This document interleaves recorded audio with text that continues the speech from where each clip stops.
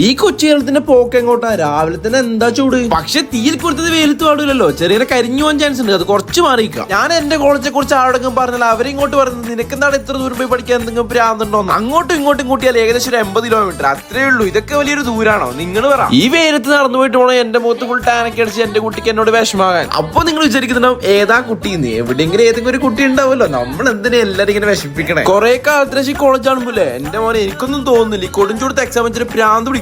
ഞാൻ പോയിട്ട് അറ്റൻഡൻസ് കൊടുക്കട്ടെ. ഇതാണ് എസ് എൻ കോളേജിലെ മെയിൻ പുള്ളി. ലോകമെമ്പാടും കാണും.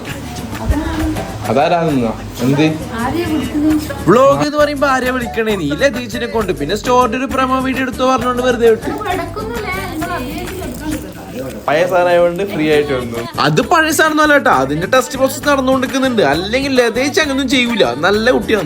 ഇനി ഈ 2 കുട്ടികൾ പോയിട്ട് എക്സാം ചെയ്തിട്ട് ക്ലാസ് കയറി വെക്കുമ്പോൾ ഉച്ചവരെ ക്ലാസ് ആവുമല്ലോ. അത് കഴിഞ്ഞിട്ട് എക്സാം ഉള്ളൂ പോലും. ഈ മിസ്സിന്റെ ഒരു ബുദ്ധി. എല്ലാവരും പോയിട്ട് നമ്മൾ എഴുതി കഴിഞ്ഞില്ല. എന്താ കാര്യം? നമ്മൾ കുറെ പഠിച്ചിന്. വേഗം കോളേജ് വിട്ടിട്ട് വീട്ടിൽ പോണം. ഇന്ന് ഏട്ടൻ വരുന്നുണ്ട്. അത് ഇവർക്കറിയില്ല. ഞാൻ എന്തെല്ലോ കള്ളം പറഞ്ഞിട്ട് ഇവരെ കൂട്ടി പോണേ. ട്രെയിൻ കുറച്ച് ലേറ്റ് ആയി. അതുകൊണ്ട് എന്റെ കള്ളം പറയലും കൂടി. ഇങ്ങനെ പറഞ്ഞ് ലാസ്റ്റ് മുംബൈ നാളെത്തി. എന്തായാലും രണ്ടാളും ഞെട്ടി. അത് മതി. ട്രെയിനിൽ നിന്നൊന്നും കഴിക്കാത്തോണ്ട് ഭയങ്കര വിശപ്പ് പോലും. എന്തെങ്കിലും മേടിച്ചു കൊടുക്കട്ടെ പാവത്തിന്. ഈ ചൂടിന് ഇങ്ങനെ വെള്ളം വെക്കുന്നതാണ് മനസ്സിനൊരു കുളിർമ. അതുകൊണ്ട് വെറൈറ്റിക്കുന്ന ഒരു ബിരിയാണി കഴിക്കുക. എന്റെ തലേന്റെ മേലുതാണ് നല്ല രസമില്ലേ? ഇങ്ങനത്തെ ഓരോ രസമുള്ള കാര്യങ്ങൾ കാണണമെങ്കിൽ ഇപ്പം തന്നെ ഫോളോ ചെയ്തു. അപ്പൊ ഓക്കെ ബൈ.